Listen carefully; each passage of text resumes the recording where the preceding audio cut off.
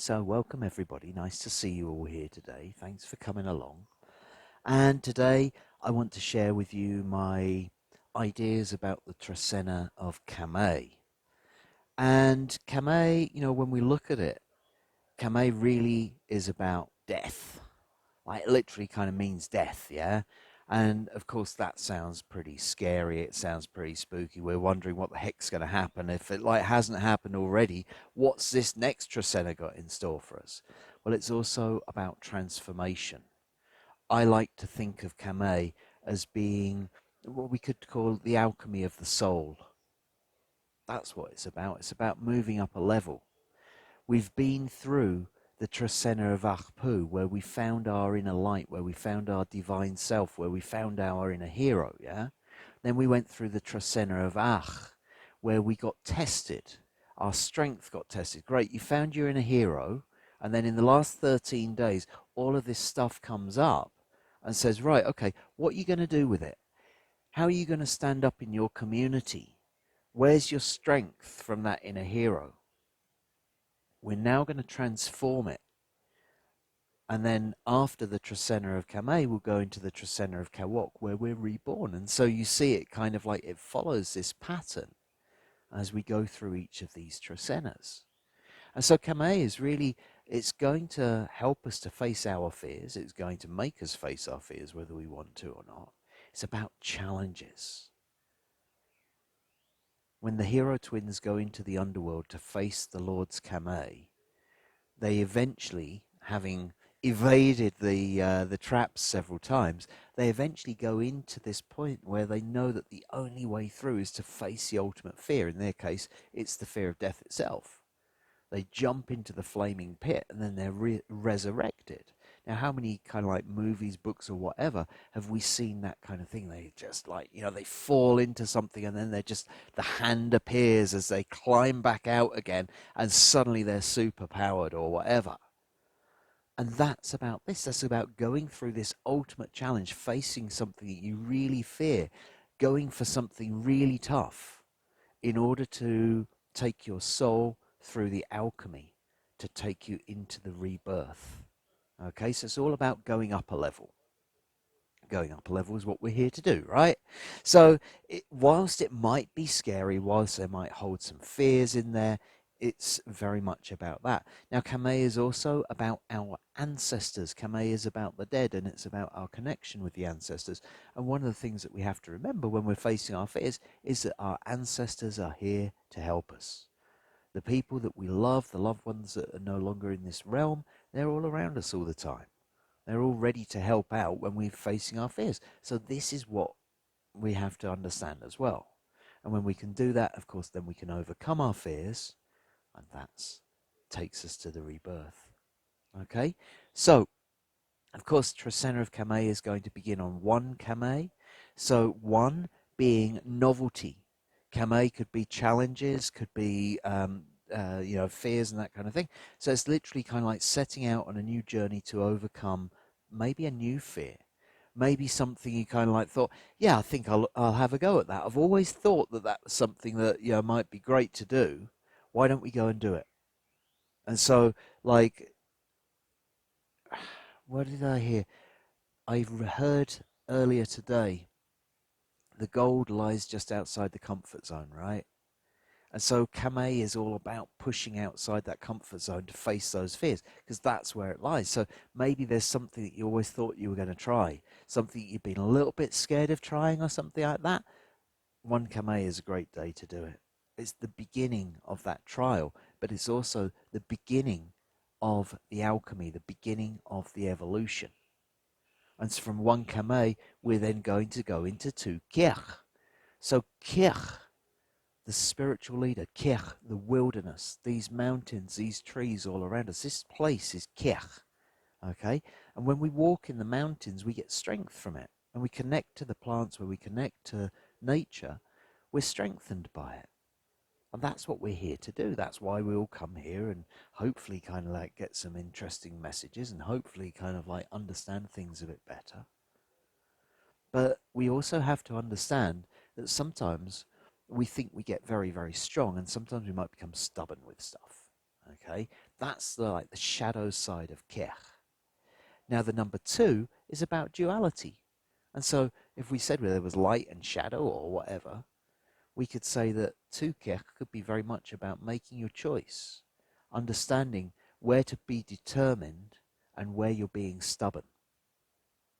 It could also be about going and experiencing both sides of nature because, when we think about nature and we're thinking about squirrels and trees and flowers and the whole kind of like Disney kind of world and all that kind of thing. But then you go up there in a storm and the lightning's coming down and the trees are breaking and that kind of thing. That's the natural world as well. And so it's the balance between the two. Tu Keej can help you to understand the balance of nature. It can help you to make your decisions. If there's something weighing on your mind, Tu Keej is a great day to go into the wilderness in order to make your choice. Maybe it's in order to make it come out in a kind of like, I was going to say more like a black and white decision, because sometimes things are clouded. Sometimes things are, well, we've got that option, that option, that option. Like Keej, Tu Keej might help you to hone that down to a like left or right, yes or no answer. It can also be, the number 2 can also be about self-sacrifice. And Keej can also be about the spiritual leader. And so it's kind of like, I think that one of the, or certainly when we look at it from the perspective of the hero, which we could also see as the community leader or whatever, self-sacrifice has to be the basis of it. It's all about the desire to allow and sacrifice your own energy on the good, for the good or on behalf of the community. From Tu Keej, we then move into Tz'i Anil. So Tz'i Anil, the yellowing, the ripening. Anil meaning literally, an meaning yellow, il meaning having the qualities of. So it's having the qualities of yellow. And the number 3 representing the home or the inner world. Now, when the maize ripens, when the maize turns yellow, that's when we're really happy because, all of our hard work that we've been putting in, tending our milpa and all that kind of thing, finally come to fruition. So it's about ripening, it's about coming to maturity. But here, that maturity is to be seen within. We can also talk about it being like the bright light. Anil is like the bright golden light. So it's about remembering the light that's within you. And sometimes, in order to remember the light within, you have to kind of like stop trying to shine it outside. So sometimes it might be that you just feel that you can't get it ignited. It's not a day to go out and shine. It's a day to look within in order to ripen, to re-find the golden light within you, to bring that ripeness to your soul. From 3 Anil, we're then going to go into 4 Toch. So Toch, offering, payment, sacrifice. Toch is the sacred fire. It's where we give back for everything that we've received. So it's a great day to be making an offering. It's a great day to be making a payment. It's a great day to be giving some of your energy towards a good cause. Maybe someone like Odim, who are looking after the people in San Pablo and San Juan. It's a great day to make an offering, make a donation, that kind of thing, because you're helping to keep the balance in the world. Toch, I see very much as like what we might, in other terms, see as like a karmic signpost, right? When we're going in the right direction, we get rewarded. When we're going in the wrong direction, well, we also get a little message to say, hey, maybe that way is not going to be conducive for you. When we've forgotten to pay for something, when we've forgotten to give for what we've received, and sometimes Toch will send sickness. And so if you are suffering from an ailment, Toch days are a great day to make an offering in order to bring balance to your energy. They're also like it's paired up with the number 4, and so the 4 is the physical plane of existence. So this is very much about making a physical offering. This can also be like going and picking up trash, anything like that, going out into the physical world and making a physical offering of your energy. And as I say, a donation to somebody like Odim as well is also a great way of doing that. It brings you back into balance. From 4 Toch, we're then going to go into 5 Tz'i. So Tz'i is the Nawal of faith and justice and law. It's also the Nawal of the vices. Okay? And so Tz'i days, well, sometimes they can be a bit racy, but really they're kind of like days about your faith. Because the way I see it is the vices are what tempt us off our path. Because there we are, we're going along, we're doing our thing, we're evolving our soul, and we're all heading in the right direction. And then all of a sudden, temptation comes along. We're like, oh, hello, shiny. And you go off course on it, right? And so we need to test ourselves from time to time to make sure that we're still on the right course. So in this transformation of the soul, in this evolution of the soul that's happening through the Kame Trecena, here comes 5Tz'i to say, are you sure about that? Because the number 5 is about putting our work into it. It's about having to put our energy into it. Now, it's about having to put our energy into our faith, into our loyalty to ourselves, to our community, to others around us. And, it's like sometimes when you get something that's really shiny comes along, then you really have to put your energy into knowing what you want to stay faithful to, knowing what you want to stay loyal to. In the case of this Trecena, it could be very much about staying loyal to your own evolution, to leveling up your soul. So don't be surprised if something comes along that tempts you on 5Tz'i to stray from the path, because this is part of the challenge of the Kame Trecena. From 5Tz'i, we're then going to go into 6 bats. Now, after hearing about 5Tz'i, you might think, well, that sounds like it might have been quite a challenging day to go through, and that's quite possible. And then we go into 6 bats. Well, bats is always seen as a fortunate day.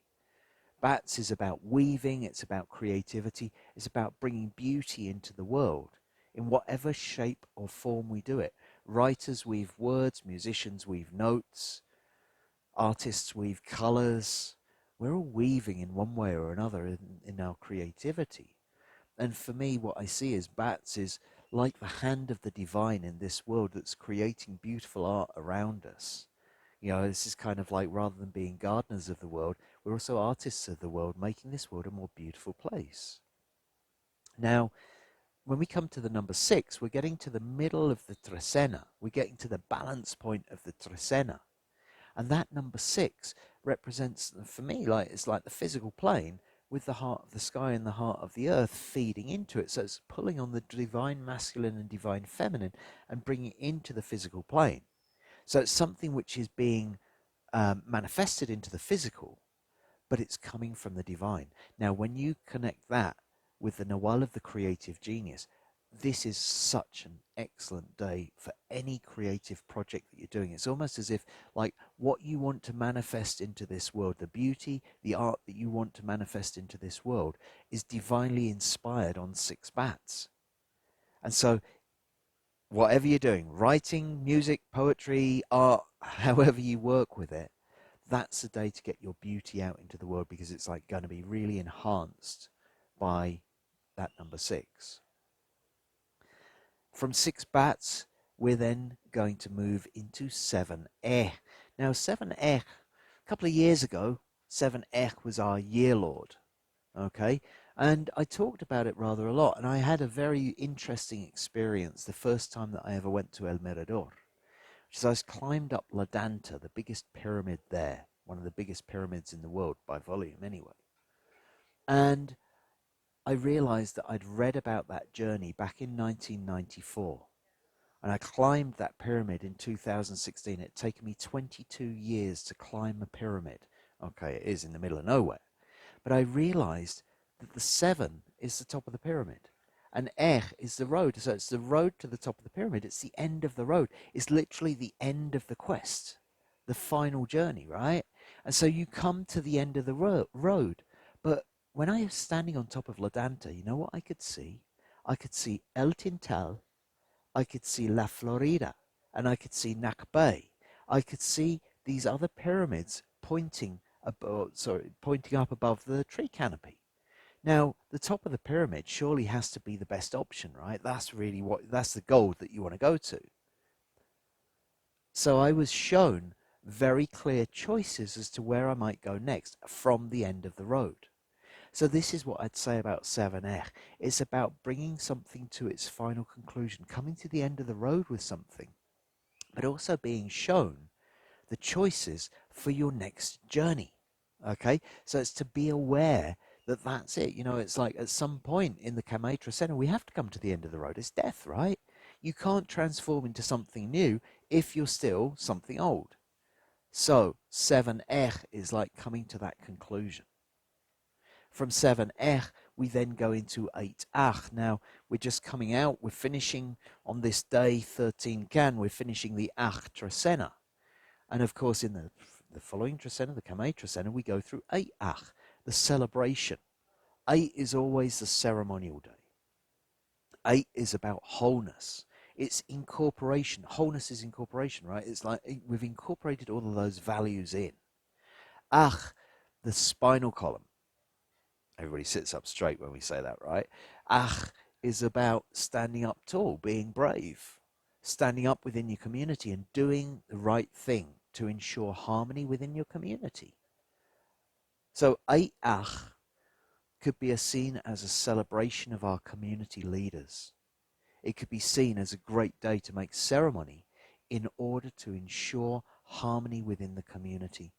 And that for me is one of the greatest ideas about the calendar, is that that's what it does for us. It helps us to bring harmony to the community. So 8 is a very important day of ceremony. 8 is a great day also for bringing the whole strength to your spine. It's like, you know, we're testing it through the Trecena. We've been faced with various challenges in our community. It's like, you know, kind of like, okay, how are you going to respond to this? Are you going to stand up and be strong, or are you going to, is your spine going to be weak and you're going to cower away? Well, this is incorporated into the 8 day, where it's like, we're complete now. We've learned. We've worked that around. Okay, so 8 as I say, is a great day for celebrating leaders. It's a great day for celebrating the roof over your head. It's a great day to give thanks for a safe place to sleep. It's a great day to give thanks for the harmony in your community. All of those things. That's, you know, a great focus for a fire to make on that day. From 8 we then go into one of the most feminine days of all, and that is the day of 9 Ish, because we have Ish, which is the Nawal of the divine feminine.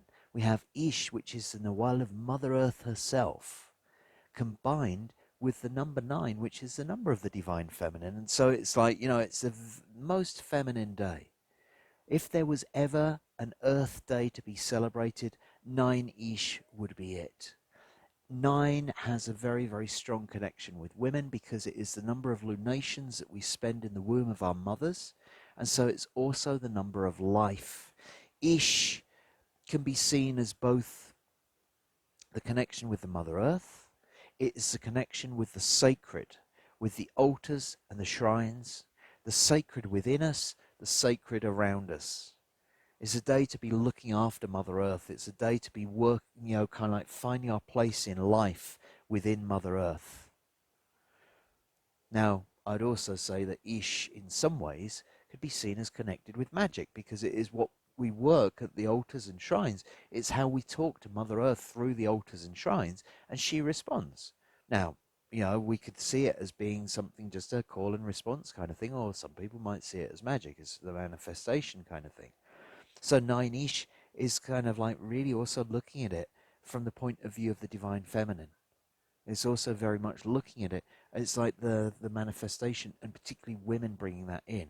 So it's the women who are connecting us with the sacred, the women who are connecting us with the earth on 9 Ish. And it's a great day also to be going and making your ceremonies for Mother Earth, do in whatever way that might be. If it's picking up trash, if it's like looking after the beach, however it might be. But it's a very, very feminine, very female orientated day. After 9 Ish comes 10 Tzikin.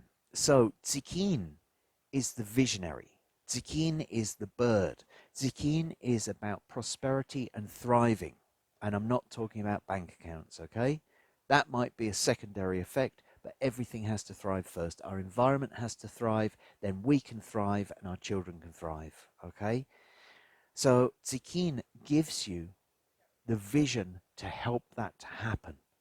It's a great day to be looking forward because Tzikin, the bird, is flying up higher. It's seeing over the obstacles to what's ahead so you can plot your course better. When you can plot your course better, you're not wasting your resources by taking the wrong turn, right? Now, in addition to that, we have it with the number 10, and the number 10 is this. It's cooperation, it's community, it's agreements. And so this is community vision, would be one way of looking at it. It's also cooperative vision. So sometimes as we're going through our transformation process, we get a bit stuck. We're like, I think I hit a dead end. I don't know where to go next. I think it might be that way or whatever. This is the time to go and consult with your community. Get a friend around. Have a few friends around. Have a tea party, whatever it might be, and bring your visions together. Because this community vision, this communal vision that we can create, will be greater than the sum of its parts. And so 10 Tzikin is a great day to be working on your vision for community and working with others on their visions for community, like bringing them all together. From 10 Tzikin, we're then going into 11 Ajmaq. So Ajmaq, forgiveness. Ajmaq, pardon. Ajmaq, the sweetness of the human being. That's what it's all about. It's said that when the four first beings were created, they were created with the powers of the creators, and they could see through space and time. And then the creators said, hang on, we don't want this. We want human beings. And so they smoked the mirrors of our perception, and we were no longer able to see the consequences of our actions. Not being able to see the consequences of our actions meant that we got things wrong. And what happens when we get things wrong? Well, we can either hold on to that and go, huh, it's terrible, I got it wrong, and blah, blah, blah, and it can be our burden. Or we can say, yep, you know what, I'm human. And you know what, you're human as well. Sorry about that. It wasn't my intention. Let's move on, eh? And when we do that, we release these burdens of blame or shame or guilt. We forgive. And that's what Ajmaq is about. It's all about forgiveness. It's all about acceptance of ourselves and others as human beings. And these scars that we have, whether they're external or whether they're internal, they're what make us human. Because if we didn't ever make a mistake, if we didn't ever fall over, we'd be like little robots walking around running some pre-programmed routine, right? Who wants to do that? But Ajmaq helps us to remember to get up again. Ajmaq also helps us to remember that it could easily be us and it could easily be them. It's about bringing the true sweetness into life through accepting our humanity and the humanity of others. And here we have it combined with the number 11, which is a very strong, and some might say directionless numbers. We could also say it's a very creative number. It's going in many, many different directions. And so you may find 11 Ajmaq is certainly not the day for the mission critical exercise, right?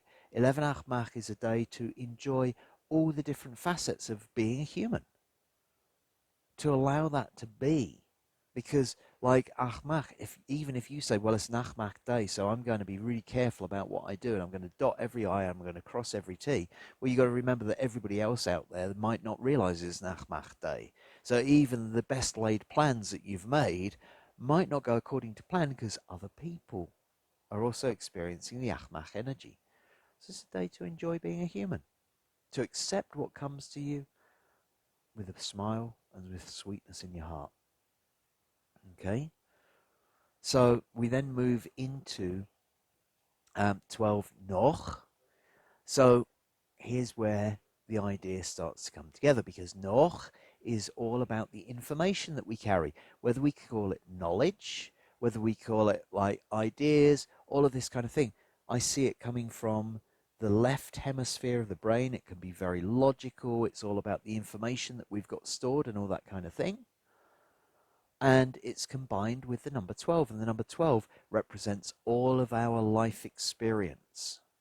Noch gives us the ability to come up with the solutions to the problems. It's very, very clever. I call Bats the artistic genius, and Noch is the intellectual genius. Okay? And so Noch uses its information, it stores it in a very, very careful way, I guess, so it can recall information very easily. It's able to think about things and come up with solutions.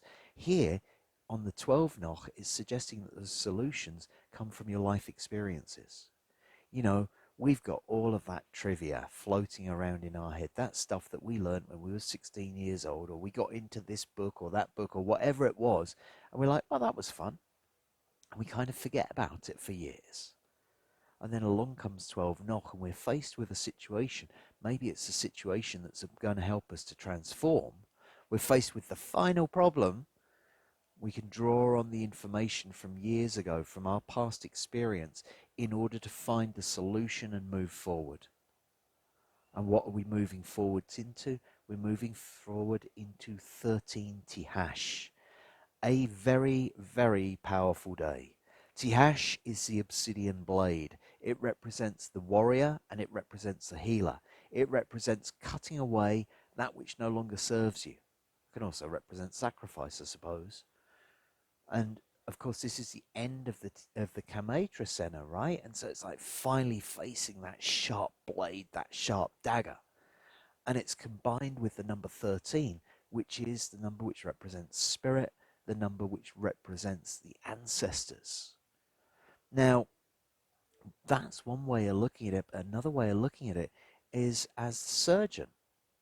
And if Tijax is the surgeon, the healer, and the number 13 is the ancestors, or also spirit, it's a fantastic day to get any form of healing done. It's like literally any healing which is done on that day is empowered by the ancestors. It's also empowered by spirit. So, like, if you wanted to get a Reiki treatment, 13 Tijax is the day to do it, right? That's a wonderful thing to do. But we also see kind of like that Tijax is a very, very sharp blade, and the number 13 is very, very high. And so we also have to be aware that sometimes they talk about the flint tongue or the teeth with Tijax. And 13 Tijax, we might need to be a little bit careful about what we express, about the way that we use our blade, because sometimes that blade might cut and harm rather than heal. So it's 13 Tijax. Sometimes we know that we've got to cross the bridge. Sometimes we might know that we need to burn the bridge. 13 Tijax might be liable to blow that bridge up with a stick of dynamite or something like that. It's a very, very powerful thing. So just be really aware which bridges you're crossing and how much destruction you want to, cut off, because it's very powerful. At the same time, the idea that the Tijax in that instance is guided by the ancestors also gives you the understanding that there may be something which has been difficult to cut yourself free from. And on 13 Tijax, the ancestors, whether that's, maybe it's your parents even, help you to free yourself from something that you've been attached to, help you to cut yourself free. Because to move into the Kawok Trecena, which will come next, we have to free ourselves from what we've been emerging from. Okay? So, that's been the Kame Trecena. I hope that you've all enjoyed it. I hope that helps you to set your sails for the next 13 days and gives you some good ideas about how you're going to approach each day. And I look forward to making another video in 13 days' time. Okay? Thank you.